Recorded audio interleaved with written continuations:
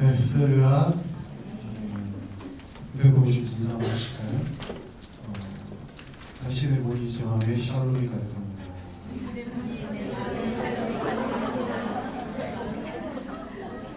네, 제가 샬롬 치르게 가까운 하는 소리 아닌데 잘 다녀왔습니다. 주변에 보시면 약간 좀 평소보다 톤이 좀 어둡다 싶은 사람들이 갔다 오잖아요. 근데 안 갔다 왔는데 톤이 좀 어둡다? 왜 갔다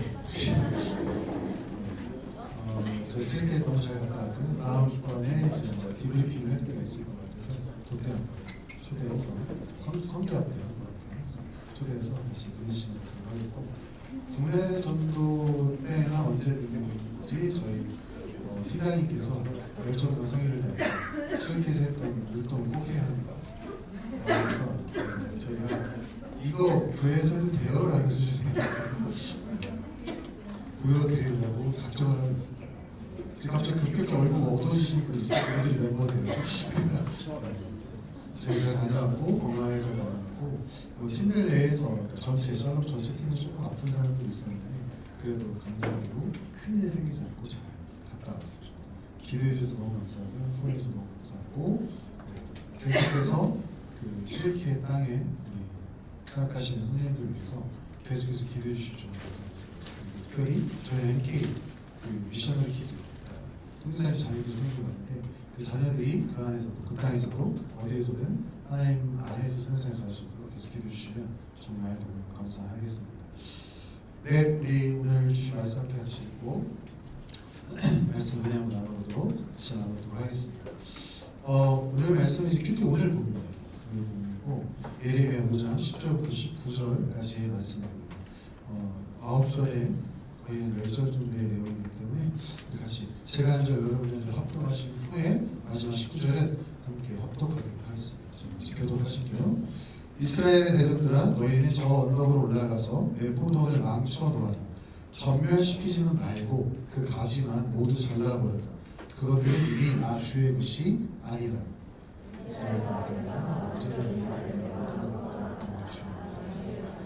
이 백성이 주님을 부인하며 말한다. 그는 아무것도 아니다. 어떤 재앙도 우리를 덮치지 않을 것이다. 우리는 전란이나 기근을 당하지 않을 것이다.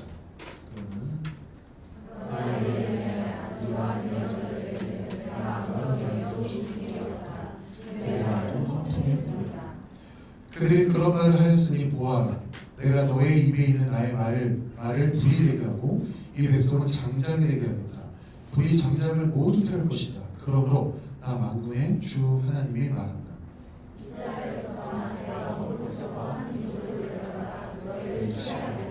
나 주의 말이다. 그 민족을 강하며 옛적부터 내려온 민족이다. 그 민족의 언어를 내가 알지 못하며 그들의 말을 하여도 너는 알아들지 못한다. 그들의 화살은 모두 열린 무덤과 같고 그들은 모두 용사들이다. 너보다 무식과 너의 아들을 그들이 먹어치우고 너의 아들과 딸들도 그들이 죽이고 너의 안개와 소떼도 그들이 잡아먹고 너의 포도와 무화과도 그들이 모두 먹어치울 것이다. 내가 의지하고 있는 견고한 성들도 그들이 모두 칼로 무너뜨릴 것이다. 그러나 그럴 때에도 내가 너희를 완전히 멸망시키지는 않겠다. 나 주의 말이다. 읽겠습니다. 예레미야야, 그들이 무엇 때문에 주 우리의 하나님께서 우리에게 이런 모든 일을 하셨는가 하고 너에게 물으면 너는 그들에게 말하여 주거라. 너희가 너희 땅에서 나를 버리고 다른 신들을 섬겼으니 이제 너희가 남의 나라 땅에서 다른 나라 사람을 섬겨야 할 것이기 때문이다. 네, 제 이제 영어 이름이 예레미야죠. 제 영어 이름이 예레미야인데 예레미야를 일단 감동받고 은혜받아서 제가 이 이름을 선택한 거예요. 미국에 있을 때. 그때 처음 몰랐죠. 그때 제가 싱글이었거든요. 예레미야가 평생 결혼을 안 했어요. 제가 막 자랑하면서 저 예레미야라 이름 줬다고 그러니까 아는 신학교 다니던 형님이 그럼 결혼 안 했는데 이러더라고요. 그래서 이름을 처리해야 되나? 이렇게 했었는데 알고 보니 예레미야가 이제 여러분 다 아시겠지만 예레미야 하면 눈물의 선지자라고 알려져 있습니다. 가장 많이 울었던 호세아와 예레미야 가장 많이 눈물을 흘렸던 선지자 중에 하나죠. 근데 그도 그럴 것이 하나님께서 예레미야에게 전해주셨던 거의 대부분의 말씀이 좀 이렇게 강하고 확실하게 결정된 심판의 메시지였기 때문에 그렇습니다. 정말 깊게 살아가는 조국과의 백성들이 앞으로 당하게 될 그 고난과 고통의 얘기를 듣고 또 전달해야 하는 예레미야의 마음은 여러분 어땠을까요? 눈물밖에 흐르지 않았을 것입니다. 좋은 말도 여러분들 지치잖아요. 예쁘다는 말도 한 100번 들으면 얘가 나 놀리나? 이런 식의 생각이 들잖아요. 나쁜 말은 계속해서 듣는다는 생각이 들어서 몇 년 동안 너무 힘들었을 것 같습니다. 예레미야가 들은 말이 심판에 대한 경고였고 백성들을 향한 정말 강력한 말씀이었죠. 눈물이 날 수밖에 없었습니다. 예레미야는 북왕국 이스라엘이 이제 아수르에게 멸망하고 난 후에 남왕국 유다를 향해서 하나님께서 계획하신 심판의 경고를 선포해야 했습니다. 그것이 예레미야의 사명이었어요. 이미 심판에 정해진 것이었고 하나님께서는 그 심판을 당장에 이루시겠다라고 예레미야를 통해서 말씀하고 계십니다. 사실 하나님은 당장에 하시지만 계속해서 시간을 주시죠. 시간을 주셨어요. 하나님께서는 바벨론이라는 신성 제국을 선택하셔서 이스라엘을 심판하시기로 결정하셨어요. 그런데 문제는 그 하나님의 심판에 대한 경고를 이스라엘 백성이 어떻게 했다? 무시했다는 거예요. 철저히 무시했다는 것입니다. 그리고 자신들은 하나님의 선택받은 백성이므로 하나님께서는 결코 그렇게 크게 심판하시거나 우리를 멸망시키실 일이 없을 것이다 라고 확신하고 있었어요. 그러면서 인간적인 계산과 국제 정치 그리고 정세에 의존해서 이집트에 가서 다시 붙는 등 이런 식의 하나님을 무시하고 인간의 경험과 지식과 생각 그리고 헛된 확신 속에서 미련한 행동들을 계속해서 반복하고 있었습니다. 오늘 본문은 이러한 내용을 정말 잘 보여주는 그러한 본문입니다. 본문 속에는 하나님께서 진단하시는 이스라엘 백성의 영적 상태에 대해서 나와 있고요. 또한 그런 상태에서부터 시작된 그들의 영적 교만에 대해서 하나님께서 꼬집으시는 모습이 나와 있고 그 영적 교만의 결과인 심판에 대한 이야기가 기록이 되어 있습니다. 그리고 심판의 선의 목적인 회복에 대한 이야기도 들어가 있죠. 본문 속에서 예레미야를 통해서 우리에게 던지시는 하나님의 말씀, 하나님 아버지의 말씀을 통하여 예레미야 시절 이스라엘 백성과 비슷하거나 아니면 그보다 더 심각한 영적 상태에 놓인 우리에게 주시는 교훈을 얻고자 합니다. 우리를 살리는 거룩한 습관이 우리의 일상 속에 녹아들어가서 어느덧 놓쳐버린 우리의 거룩함이 회복되는 시간이 되기를 그런 말씀의 은혜가 있기를 주님의 이름으로 소망하면서 축원합니다. 우리의 선하심이 완벽한 하나님 아버지 되시는 하나님께서는 이 심판이라는 도구를 통해서라도 우리를 당신이 계획하신 거룩한 삶의 자리로 부르시는 분입니다. 그리고 그러한 하나님의 부르심에 우리가 온전히 그리고 바르게 반응하기 위해서는 본문을 통해서 우리가 세 가지 중요한 사실을 깨닫고 기억해야 할 줄 있습니다. 첫 번째, 내가 맺는 영적인 열매를 주의 깊게 분별하십시오. 내가 맺고 있는 영적인 열매, 어떤 열매를 맺고 있는지를 철저하게 깊게 분별하시기 바랍니다. 본문 10절에서 11절을 보면 하나님께서 이스라엘 백성을 포도원이라고 부르며 그 가지를 모두 잘라버리라고 말씀하는 것을 볼 수 있습니다. 그리고 그렇게 명령하신 이유를 11절에서 하나님께서 예레미야 통해서 이렇게 설명을 하십니다. 이스라엘과 유다가 완전히 나를 배반하고 뭐했다? 떠났다. 완전히 나를 배반하고 떠났다 라고 진단을 하세요. 과수원을 운영해 보셨거나 시골에 사시면서 이제 농사를 지어 보신 분들은 아실지 모르겠어요. 혹시 포도나무를 재배해 보신 분 있을까 싶은데 포도나무는 제가 조금 조사를 해보니까 심어서 한 1년 정도 지나면 바로 열매를 맺을 수 있다고 합니다. 열매를 맺으신 분이고요. 그리고 계속해서 가지치기를 좀 해줘야 된대요. 근데 이 열매에 맺는 정도에 따라서 어떤 가지는 많이 잘라주고 좀 해설라주고 이렇게 한다고 합니다. 그런데 본문에서는 이스라엘 백성들의 머릿속에는 그런 이미지가 다 잘 떠오르는 거죠. 포도원 하면 포도나무가 떠오르고 그 농사 방법을 알기 때문에 이미지가 다 떠오르는 거죠. 근데 본문에서 그것과 상관없이 포도나무는 남겨놓는데 모든 가지를 잘라버리라고 하는 거예요. 이건 뭘 뜻하냐면 그 포도나무는 글렀다라는 걸 뜻하는 거예요. 그러니까 끝났다. 흉년이라고 표현도 못하고 이 나무 끝난 거니까 다시 시작해야 라는 뜻이고요. 완전히 심판인 거죠. 포도나무. 그리고 거기에 소름 돋는 한마디가 이어져 나오죠. 본문 10절의 마지막 부분에 하나님께서 이렇게 말씀하세요. 그것들은 이미 주의 것이 아니다. 그러니까 포도원이라고 포도나무라고 비유됐던 이스라엘 백성들의 정체성 자체가 사라져버려요. 이게 내 것이 아니라 하나님의 선택받아 하나님의 소유된 백성이었잖아요. 근데 이게 아니라는 포도나무를 심던 사과나무를 심던 농부는 기대하는 시기에 기대하는 열매가 있고 그 양이 있습니다. 그걸 기대하고 싶어요. 그렇죠? 여러분 뭘 해도 기대하고 하시잖아요. 그리고 내가 심은 품종에 따라 그 나무가 그 열매를 잘 맺기를 기대합니다. 체리나무 심는데 포도나무 열리면 대박인데? 너 할 수 있겠지만 저는 분명히 체리라고 들려고 심는 거잖아요. 포도가 열리면 갈아 엎어야죠. 다시 해야 되죠. 즉 하나님께서도 그러한 농사의 원리를 빗대서 이스라엘의 영적 상태에 대해서 성경에서 종종 설명을 하셨어요. 농사의 원리를 따라서 이사야 5장 2절 대표적으로 5장 2절에서 하나님께서 이렇게 이야기하십니다. 땅을 일구고 돌을 골라내고 아주 좋은 포도나무를 심었네. 그 한가운데 망대를 세우고 거기 포도주 짜는 것도 파놓고 좋은 포도가 맺기를 기다렸는데 열린 것이라고는 들포도뿐이었다네. 하나님께서 이스라엘 백성을 출애굽시키시고 선민, 즉 선택받은 민족으로 삼으셔서 지키시고 책임지시고 공급하셔서 약속의 땅까지 인도하셨어요. 하나님께서는. 그리고 그 땅을 말 그대로 일구고 돌을 골라내고 그들이 그 땅에 심으셨습니다. 그리고 그들을 향해서 좋은 열매를 기대하셨어요. 그런데 돌아온 것이라고는 들짐승도 먹지 않는 들포도를 맺어버린 것이죠. 아예 목적에서 어긋나버린 거죠. 하나님께서는 이스라엘 백성들이 그저 마음에 들지 않는 열매를 맺은 것이 아니라 아예 다른 열매를 맺었다. 즉 그들이 더 이상 정체성을 잃어버렸고 나의 것도 아니다라고 말씀하십니다. 기대에 어긋난 정도가 아니라 아예 반대로 정반대 방향으로 달려가고 있는 이스라엘의 영적 상태를 보여주는 것입니다.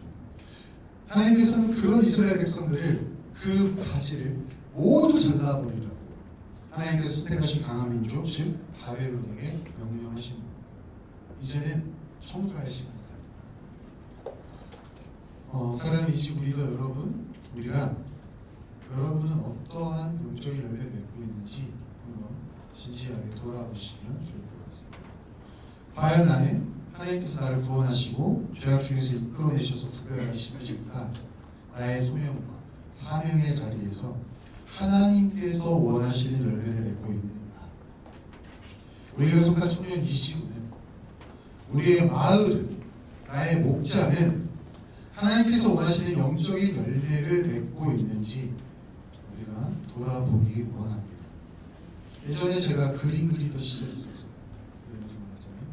그림 그리던 시절이 있었어요. 저는 이제 만화를 그렸죠. 학교에서 이제 만화 동아리 회장이었어요. 회장이었는데 그때 작품전을 앞두고 작품을 준비하는데 모두가 회장이 저에게 기대를 걸고 있어요. 저희 회장이잖아요. 친한데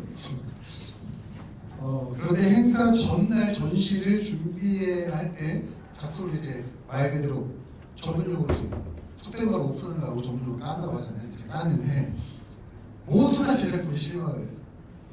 왜 그랬을까요? 전시의 주제는 판타지였어요. 그래서 저 판타지에서 뭘 그려가냐?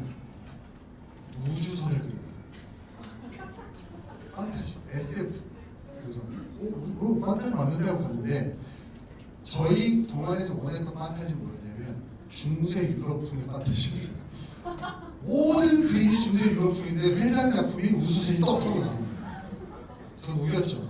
중세 우주선에 떠다니면 진짜 판타지 아닌가.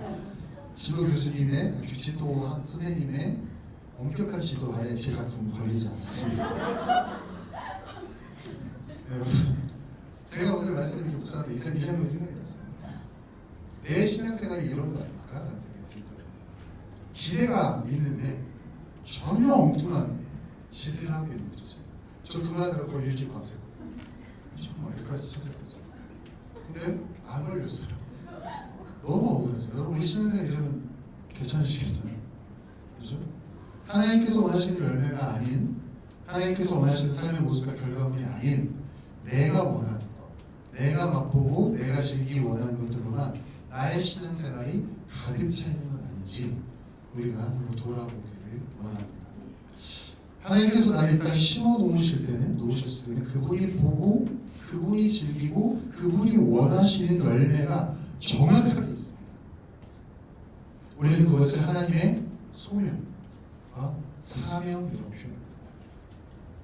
이스라엘 백성의 소명은 하나님의 선택받은 백성이며 사랑받는 자녀였으며 열방을 향한 하나님의 영광을 나타내는 도구, 즉 일꾼이었습니다. 정체성이죠. 소명, 내가 너를 이렇게 불렀고 이곳에 이러한 사람으로 불렀다라고 부를 수 있어요. 그리고 그들의 사명은 거룩함이었습니다. 그들의 삶의 모습과 그들의 무기는 거룩함이었어야 돼요. 어떠한 삶 속에서도 어떠한 곳에서도 어떠한 때에도 모든 일에서 분별된 삶을 살아내는 것이 그들의 사명, 즉 미션, 임무였어요. 그런데 그들은 섞여버렸어요. 세속의 문화와 가치에 섞여버렸어요. 그러면서 스스로의 꿈을 키워내고 스스로의 그림을 그려내기 시작한 것이죠. 우리는 어떤가요?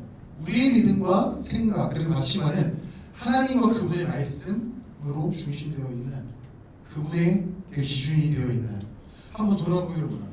그리고 내가 변질되기 시작한 그 부분을 찾아가서 하나님의 말씀과 그 안에 담긴 능력으로 회복되고 변화되기를 주님의 이름으로 소망하고 축원합니다. 우리가 변질되기 시작한 이스라엘 백성들이 변질되기 시작한 이유가 많이 있을 거예요. 그런데 본문을 통하여 우리는 그 중에서 가장 중요한 이유 중에 하나를 알 수 있어요. 변질된 포인트. 그리고 그 이유가 바로 하나님의 부르심을 온전히 반응하기 위해서 우리가 기억해야 될 두 번째 사실입니다. 두 번째, 듣고 싶은 것만 골라 듣지 마십시오. 하나님의 말씀 중에서 듣고 싶은 것만 골라 듣지 마십시오. 본문 12절에서부터 17절 그리고 19절에서 하나님께서는 이스라엘 백성의 영적 교만 그리고 영적 자만심으로 변절된 선민의식을 꼬집으십니다. 이스라엘 백성은 예레미야를 비롯한 수많은 선지자들을 통하여 하나님의 경고를 수도 없이 들었고 받았습니다. 그러나 그들은 변질된 선민의식으로 인한 영적 자만심과 교만에 빠져 있었습니다.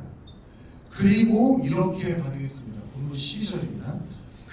여기서 그는 하나님이에요. 하나님은 아무것도 아니다. 어떤 재앙도 우리에게 덮치지 않을 것이다. 우리는 전란이나 기근을 당하지 않을 것이다. 엄청난 영적 자만과 교만 그리고 착각에 빠져있는 모습을 볼 수 있습니다. 실상은 하나님도 우상화해놓은 거예요. 자기들 밑에 있는 거죠. 내가 원하는 대로만 역사하는 그런 신으로 착각하는 거예요. 그렇다면 이스라엘 백성이 그런 영적 자만과 착각을 갖게 된 이유, 그렇게 하게 된 이유는 무엇일까요? 방금 우리가 읽었던 12절의 말씀은 사실 이스라엘 백성과 그 땅을 혼돈하게 만들었던 거짓 선지자들의 메시지입니다. 예레미야 시절에 정말 수많은 거짓 선지자들이 판을 쳤습니다. 그들은 자칭 하나님의 신실한 선지자로 자신을 밝히면서 백성들에게 평안의 메시지를 전했습니다. 선택받은 백성에게 고난은 없습니다. 심판은 없습니다. 전쟁으로 인한 고통도 없을 것이고 어떤 기근도 없을 것입니다. 있어도 금방 끝나고 회복시킬 것입니다. 정말 얼토당토하는 이야기지만 거의 대부분의 이스라엘 백성들이 그들의 메시지에 열광했습니다. 수요가 있으니 공급이 있었던 것이죠.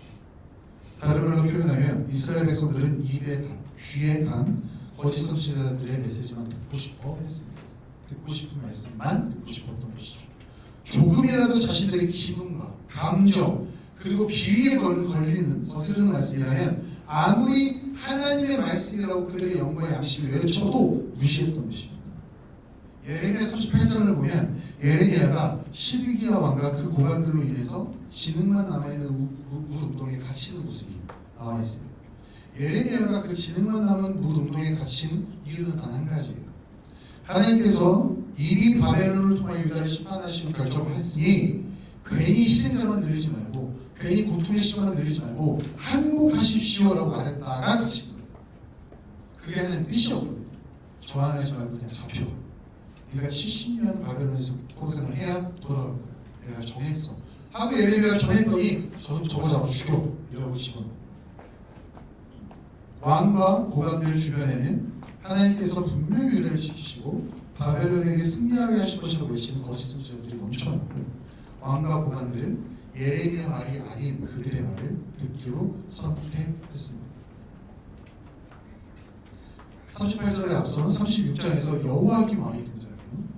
하나님의 말씀이 담긴 두루마리, 즉 하나님께서 요시야 왕 때부터 그 시절 여호와김 왕 그 시절까지 예레미야에게 하신 경고의 말씀을 두루마리에 적어놨는데 그 기록된 두루마리를 예레미야를 통해서 읽게 해요. 제사장도 읽게 합니다. 그러면서 한 부분 읽으면 잘라내서 태우고 한 부분 읽으면 잘라내서 태워버립니다. 여호와김 왕이 직접. 왜? 듣기 싫다. 내가 듣기 싫은 말이니 하나님 말씀 아니니까 잘라내서 버려 하고 태워버려요. 그때 선지자들과 깨어있는 사람들이 난리가 나서 예레미야 다시 불러서 했던 말씀 그대로 다시 기록해놔 해서 보존된 기록을 갖고 있는 예레미야서. 그러지 않았으면 우리 예레미야서 갖지 못했어요.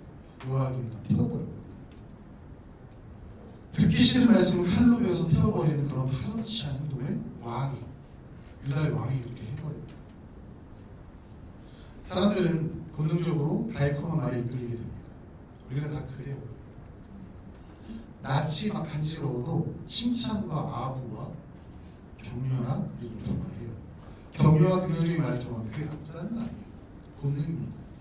그러나 그러한 인간의 본능과 생각과 감정보다 중요한 것이 바로 하나님의 말씀, 그분의 뜻, 즉 진리인 줄 믿습니다.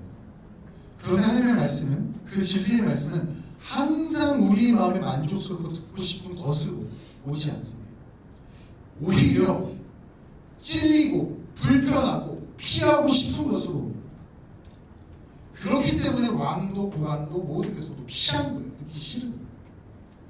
이스라엘 백성은 어느샌가 듣기 싫고 거룩한 말씀을 멀리하기 시작했습니다. 그리고 듣기 좋고 위안이 되고 격려가 되며 마음의 순간적인 평안을 주는 거짓 선지자들의 말에 집중하기 시작했습니다.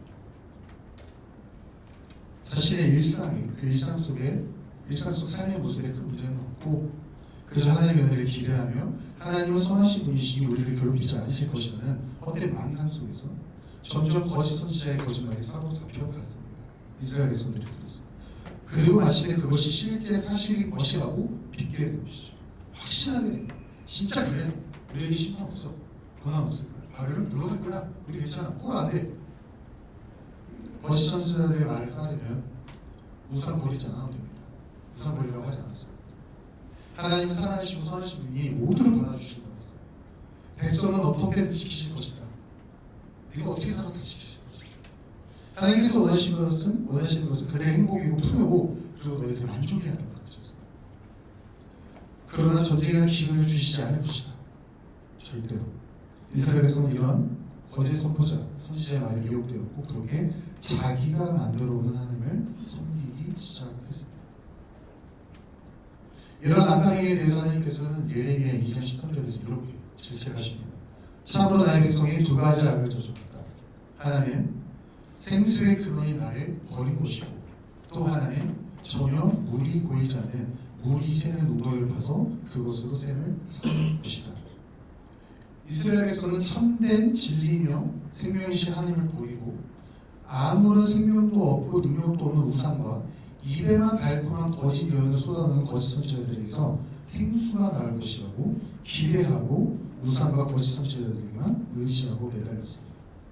예레미야 2장 13절에는 그래서 그 말씀 기록되고 두 가지 잘못을 저질렀는데 생수가 나를 떠난 것이고 헛된 도구를 파고 그것이 진짜 생수 나올 줄 알고 바라보고 있는 것이다라고 오심이시고 사랑하는 리더 여러분, 우리는 지금 어떤가요? 하나님의 말씀 그대로 여러분 받아들이고 계십니다. 우리는 혹시 나의 신앙 경험과 지식 그리고 가치관과 기준으로 말씀을 내 맘대로 재단하고 있습니다. 나에게 듣기 좋고 편하며 위로가 되고 격려가 되는 말씀을 선택하고 아멘 받아들이고 나에게 거칠고 부담이 되고 싫은 말씀이면 아우 네 괜찮습니다 라고 정중히 거절하고 있지는 않아요. 세상에서도 탁월한 리더가 되려면 쓴소리하는 사람을 더 가까이 두라는 말이 있습니다. 세상에서 성공하려는 사람도 항상 듣기 좋은 것만 들으면 안 된다는 것을 알고 있다고 보시죠. 그래도 우리는 어느샌가 하나님 앞에서 위로와 격려 그리고 은혜만 찾고 있는 것은 아닌지 돌아봐야 할 줄 믿습니다. 사도 바울은 디모데에게 보낸 두 번째 편지에서 이렇게 성경에 대해서 이야기합니다. 모든 성경은 하나님의 영감으로 된 것으로 교훈과 책망과 바르게 함과 의로 교육하기에 유익하니. 여러분, 여기에 그 어떤 위로와 격려가 있나요? 찾아보세요. 교훈과 책망과 바르게 함과 의로 교육하기에 유익하니, 어디에 위로와 격려가 있나요? 있지만 표면적으로 없어요. 하나님의 말씀은 어긋난 우리를 바로잡으시기 위하여 주시는 말씀입니다. 그 과정에서 교훈과 책망과 바르게 함과 의로 교육하는 과정 중에 성령 하나님의 역사를 통하여 위로와 격려 그리고 평안과 감사, 치유가 일어나는 것입니다. 교훈과 책망, 바르게 함과 의로 교육하는 단계를 생략하고 바로 위로와 격려로 가면 우리도 이스라엘 백성처럼 듣고 싶은 것만 듣다가 영적으로 망할지도 모른다는 것입니다. 여러분, 우리는 책망을 받아야 하는 죄인입니다. 교훈이 필요한 자들이고 여전히 나이가 50, 60, 70이 돼도 가르침을 받아야 하는 존재인 줄 믿습니다. 제가 작년 사역도 했었고 장로님, 권사님들 신방을 했었어요. 그분들은 목사가 신방에도 목사 가르치는 거죠. 그게 아니래요. 말씀을 몰라서 그렇대요. 저는. 저 몰라서 그래요. 근데 무서웠어요. 제가 그런 사람 될까 봐. 말씀이 너무나도 명백히 있는데 아니라고 말씀하시는 것 같습니다. 혹시나 여러분 중에도 그런 분도 없나요? 이 말씀은 나한테 아니요. 여러분, 주님의 말씀은 오차가 없습니다. 오류가 없습니다. 아멘이세요? 나에게 오류가 있어요. 나에게 잘못이 있는 거예요. 주의 말씀 들었을 때 내가 화가 나시면 나에게 문제 있는 거예요. 주의 말씀은 문제 없어요. 화가 나고 아프고 찔리고 힘들면 나에게 문제예요. 주의 말씀에는 저에게 문제 있을 수 있죠. 전하는 저의 감정이나 개내진에서 끌어들어서 제 잘못은 있을 수 있죠. 그건 천이세요. 괜찮아요. 그러나 주의 말씀이 송구처럼 들어오면 기쁘게 아프지만 받아들이시기를 주님의 이름으로 축원합니다. 사랑하는 여러분, 우리가 우리의 영적 상태를 살피기를 주님의 이름으로 부탁드리고 소망합니다. 정말 철저히, 정말 냉정하게 살피기를 바랍니다. 우리가 하나님께서 우리를 거룩으로 부르실 때, 구별된 삶, 세상과 다른 삶을 부르실 때 우리는 이 두 가지, 지금 말한 두 가지를 반드시 기억해야 합니다. 나는 어떠한 영적인 열매를 내고 있는가, 그리고 나는 지금 하나님의 말씀을 그대로 받아들이고 그 가르침에 순종하며 살고 있는가, 아니면 내 마음과 감정, 생각에 따라 내 경험에 비춰서, 내 신앙 연조에 비춰서 선택적으로 하나님의 말씀을 받아들이고 있는가. 딱 그 수준까지만 은혜가 임할 거예요. 여러분, 이건 정말 두려운 말씀이지만 여러분에게 드립니다. 여러분이 하나님의 말씀 재단하시는 순간 그 재단한 만큼의 은혜밖에 경험하지 못하실 거예요. 그걸 풀어내셔야 돼요. 하나님의 말씀 그대로 파도같이 쓰나미같이 몰려와도 받아내시기를 주님의 이름으로 축원합니다. 이스라엘 백성은 그렇게 자기를 적응하는 것을 실패했습니다. 그 결과 그들은 심판이라는 정화 과정을 거치게 되었습니다. 그런데 여러분, 이 심판이라는 정화 과정 속에 담긴 깊은 하나님의 뜻을 우리는 이해할 필요가 있습니다. 그리고 바로 그것이 하나님께서 우리를 거룩으로 부르실 때 우리가 기억해야 할 마지막 세 번째 중요한 사실입니다. 세 번째, 언제 어느 순간에도 주님의 선하심을 믿으십시오. 언제 어느 순간에도 주님은 선하심을 믿으시기 바랍니다. 본문 10절과 18절에서 하나님께서 이렇게 말씀하십니다. 모든 것을 잘라버리고 망쳐놓아라. 그러나 전멸시키지는 말고. 18절, 그러나 그럴 때에도 맹렬히 내가 너에게 분노하고 진노를 쏟아놓을 때에도 내가 너희를 완전히 멸망시키지는 않겠다. 나 주의 말이다. 하나님께서는 앞서 이야기했듯이 그의 자녀들을 향하여 완벽하시며 거룩하신 뜻을 가지고 계세요. 죄 있는 인간을 십자가의 보혈로 씻으시고 회복시키셔서 세상이 아닌 하나님을 닮은 하나님께서 원래 창조하셨던 그 거룩한 모습 그대로 회복하기를 원하십니다. 심판의 목적은 회복입니다.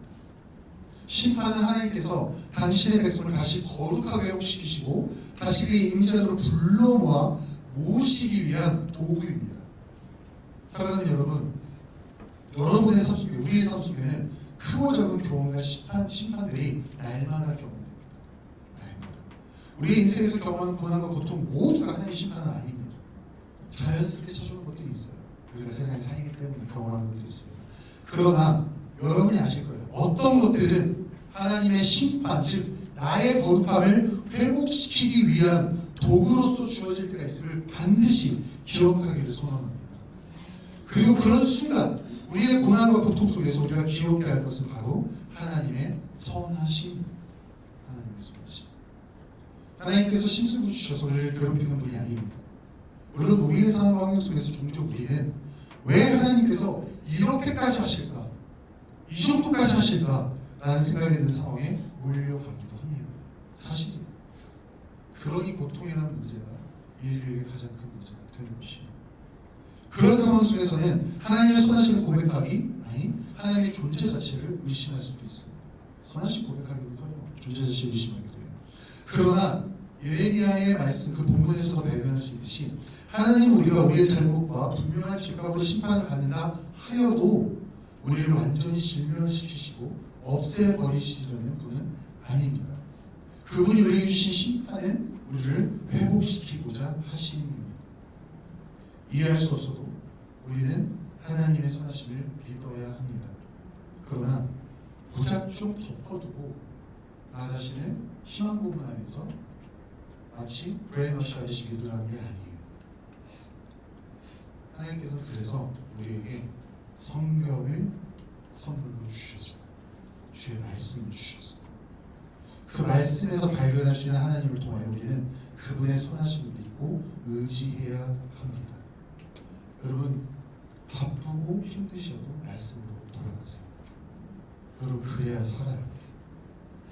하나님은 고난과 고통을 통해서도 우리를 성장시키시고 성숙시키시며 결국에는 좋은 것으로 갚아주는 분이라는 것을 성경이 분명히 기록하고 있습니다. 성경에서 모든 가정을 생각하고 결과만 보지 마시고요. 가정을 묵상해보세요. 요셉의 그 긴 시간 동안에 감옥에서의 어두침침한 그 시간을 묵상해보세요. 그가 무엇을 붙들었을까? 요셉이 무릉도기 속에 빠져서 형을 그렇게 외쳤을 때 아무도 들어주지 않는 그 상황 속에 요셉이 무엇을 붙들었을까? 그 과정을 생각해보세요. 모세가 미디안 왕에 40년 동안 잊혀진 자로서 왕자로서 살다가 양식이 최하층으로 전락했을 때 그가 뭘 붙들고 어떤 심정으로 살아냈을지 생각해보세요. 결과만 보게 하는 것도 어떻게 보면 사람의 전략일 수 있습니다. 과정이 있습니다. 과정. 사랑하는 여러분, 우리는 하나님께서 부르신 인생 속에서 하나님께서 원하시는 열매를 맺어 그분께 영광을 돌리라고 이 땅에 보내심을 받은 사람들입니다. 그렇게 우리는 우리의 일상 속에서 어떤 영적 열매를 맺고 있는지 긴밀하게 점검해야 합니다. 그리고 우리가 하나님의 말씀을 진리로 받아들여 그 말씀을 기준으로 하여서 순종하며 살고 있는지도 여러분 철저히 매일 점검하셔야 합니다. 그리고 인생의 모든 순간에서 오해가 되고 마음의 절망이 찾아오고 절대 하나님의 선하심을 인정할 수 없는 상황에서도 이를 꽉 깨물고서라도 성경 속에서 드러나는 선하신 하나님을 받아들이고 믿음으로 의지하시는 여러분이시기를 주님의 이름으로 축원합니다. 우리는 이번 여름에 튀르키예를 보내셔서 다녀왔습니다. 그리고 우리는 전주로 부르심을 받았습니다. 튀르키예에서 우리 팀은 흔적만 남은 교회들을 보고 왔습니다. 그리고 곳곳에 들어서 있는 거대한 모스크들을 보고 왔습니다. 한때 기독교의 중심지였던 그 땅이 우상들을 위한 신전들과 성전들이 가득한 걸 보고 왔습니다. 그러면서 어떤 분은 이런 얘기를 했어요. 만약에 우리 인생의 역사에 3000년이라는 시간이 더 주어진다면 2000년 후에 지구촌 건물에 우리 후예들이 투어를 오면서 여러분 이곳이 지금 동성연애자들의 인권센터인데 예전에 이곳이 3만 명 모여도 지구촌 교회 터인 거 아세요? 라는 얘기를 들을 수가 있더라고요.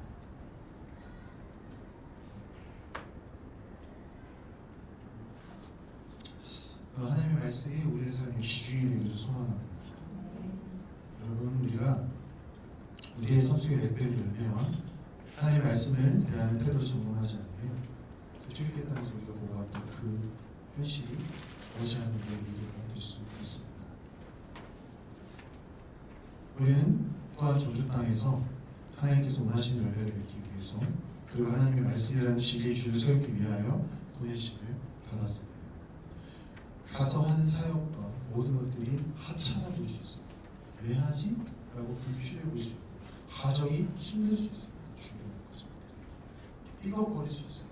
사람들에 대한 오해와 리더십과의 충돌과 함께 교제하는 사람들과 더워서 힘들어서 혹은 의견이 충돌해서 삐걱거릴 수 있습니다. 그건 인간이기 때문에 그럴 수 있어요. 하지만 그 순간에 우리는 뭐를 기억해야 될까요? 내가 저주 땅에 어떠한 열매를 맺으며 보내심을 받았지? 라는 생각을 하셔야 돼요. 나의 감정과 생각이 아닌 주님이 기준이 되셔야 하는데 라는 생각이 여러분 마음속에 있기를 주님의 이름으로 축원합니다. 그 땅에서의 사역을 통해서 우리 마음에도 하나님께서 원하시는 거룩한 영적 열매에 대한 열망이 회복되기를 소망합니다. 하나님의 말씀이 우리의 삶의 기준이 되기를 소망합니다.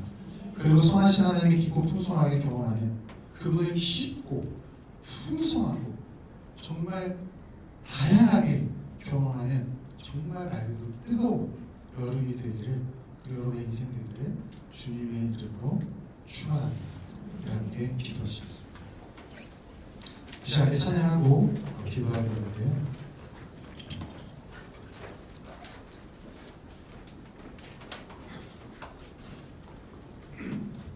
말씀을 묵상하고 무슨 찬양을 하면 좋을까라는 생각을 하다가 이 꽃들도라는 찬양이 생각났어요. 꽃들도. 이게 일본 찬양인 거 아시죠? J50. J-스토리, 그러니까 J50이라는 소리만 듣고 마음이 뭉클했어요. 왜냐하면 일본은 선교사들의 무덤이라고 불리는 곳입니다. 되지 않아요. 복음 전도를 해도 나이스하고 안 와요. 가면 선교사들이 죽는다 해서 선교사들 무덤. 그 땅을 바라보고 쓴 것이 바로 이 가사예요. 이곳에 생명샘 솟아나 눈물 돌짝 지나는데 어자나 열매 맺히고 웃음소리 넘쳐나리라.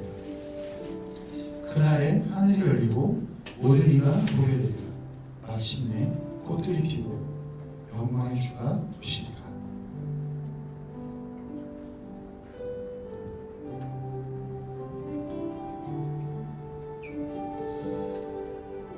터키에서도 제가 7교회를 보면서 이 찬양에 대해 생각이 많이 났어요. 그러면서 한국 땅이 우리 청년들의 마음이 너무 많이 생각이 났습니다.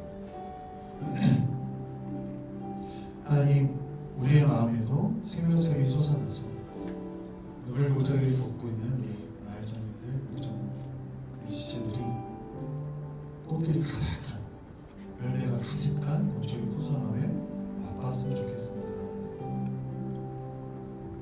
우리 시대 때 볼 수 있겠죠, 하나님?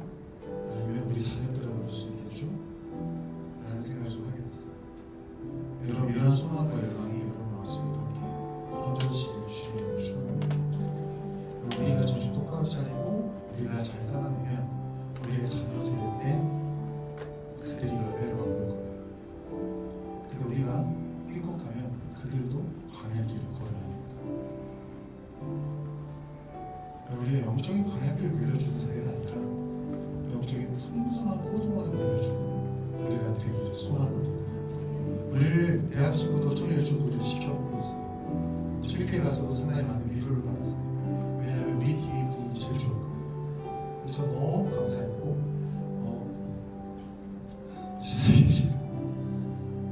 돌아와서 하루 꼬박 온 것 같아요. 집에 가서 그 시간이 너무 그리웠고 아 된다. 하나님이 이곳에 날 보내신 이유를 찾았다. 하나님 진짜 우리 공동체가 살 수 있습니다. 죽었다는 게 아니라 더 하나님 주시기에 활기차게 일어날 수 있습니다. 그리고 터키에 놓고 온 그 애기들이 너무 생각이 났어요. 저희 너무 잘 살고 있더라고요. 너무 잘 살고 있더라고요. 이 찬양 고백할 때 하나님 진짜 우리가 이러한 유산을 물려주는 우리가 되기 원합니다. 흔적만 남기고 가는 그런 삶이 아니라 신앙의 레거시, 신앙의 유산을 우리가 물려주겠습니다. 우리를 사용하여 주시옵소서라는 고백으로 찬양 기도했으면 좋겠습니다. 이렇게 찬양을 하시겠습니다.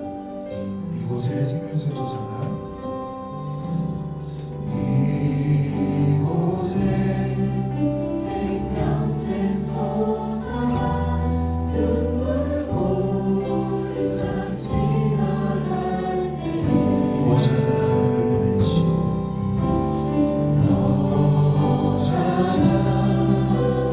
열매 맺히고 웃음소리 넘쳐나 다시 한번 이곳에 생명샘 솟아나 이곳에 생명샘 솟아나 눈물 골짜 지나갈 때에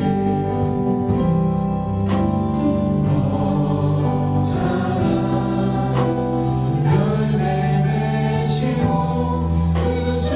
웃음소리 넘쳐나리라 꽃들고 구름도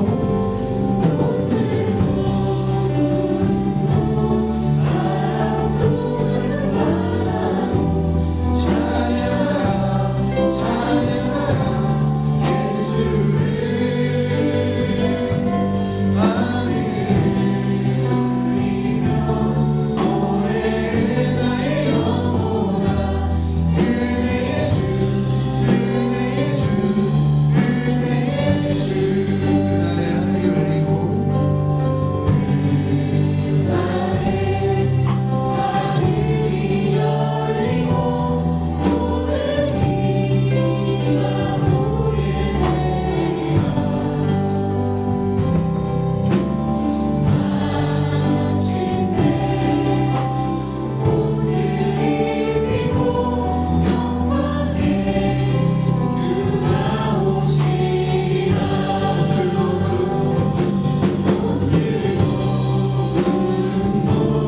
바람도 맑은 바다도 찬양하라 찬양하라 예수를 울리며 노래해 나의 영혼아 은혜의 주 은혜의 주 은혜의 주 꽃들고 구름도 바람도 맑은 바다도 찬양하라 찬양하라 예수를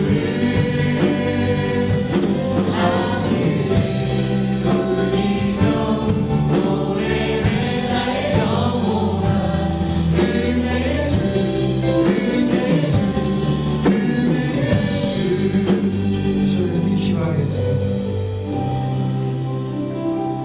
주님, 어느덧 메말라 버렸고 갈라져 버린 나의 영혼 가운데에 오셔서 주님, 주의 성령의 감미를 뿌려 주시옵소서. 하나님, 우리가 나의 삶 속에 어떤 열매를 맺고 있는지 한번 돌아보기 원합니다. 주의 말씀 그대로 받아들이고 있는지 우리가 돌아보기 원합니다. 주의 오셔서 나를 점검하시고 회복시키시고 주의 말씀 앞에 똑바로 바로 세워 주시옵소서. 우리 마음을 목장으로 준비해주는 주의 말씀 앞에 온전히 세워 주시옵소서. 선하신 주님의 마음껏 경험할 수 있도록 주의 여름에 우리 인생 동안 충만하게 역사하여 주시옵소서. 우리 주여 세 번의 주간절에 기도하겠습니다. 주여 주여 주여 살아계신 아버지 하나님, 우리가 주 앞에 간절히 나아갑니다. 하나님, 내 몸이 나의 삶 속에 어떤 열매를 맺고 있는지 돌아보게 합니다. 나를 통하여 사랑하는 하나님 기도합니다. 나를 통해 예수 그리스도의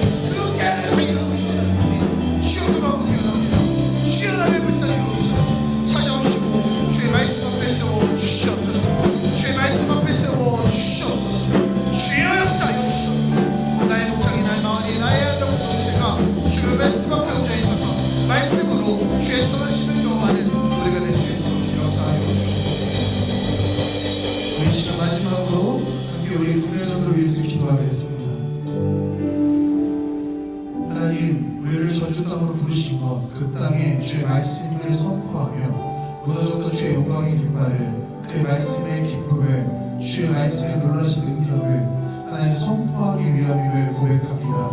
주여 우리를 사용하여 주시옵소서. 나에게 맡겨진 모든 일, 주의 사명을, 주의 복음을 전파하는 일에 귀하게 쓰임받는 줄 믿습니다. 주님, 나를 사용하여 주시옵소서. 우리 공동체 가운데 주의 평안과 하나님 사랑과 화평으로 역사하여 주시옵소서. 모든 사역이 주의 영광을 위하여 하나 되게 하시고 성령 충만함으로 함께하여 주시옵소서. 영신교회를 기억해 주시고 우리 담임 목사님을 기억해 주셔서 그 땅에 다시 한번 교회가 회복되어지고 주의 복음의 말씀이 흥황하는 놀라운 역사를 통해 일어날 수 있도록 주의 우리를 들어삼아여 주시옵소서. 주여 한 번에 주만 드리기도 하겠습니다. 주여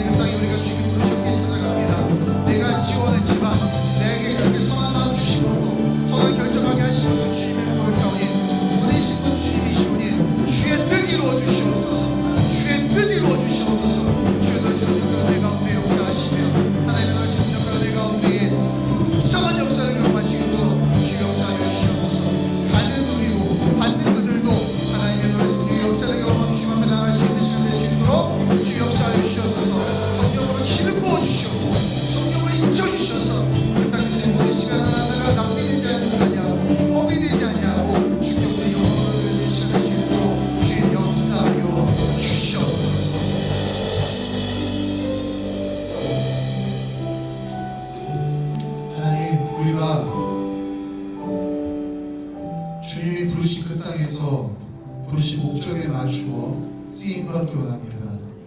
주님이 보내신 나의 인생이라는 사명의 자리에서 주의 뜻에 맞춰 쓰임받기 원합니다.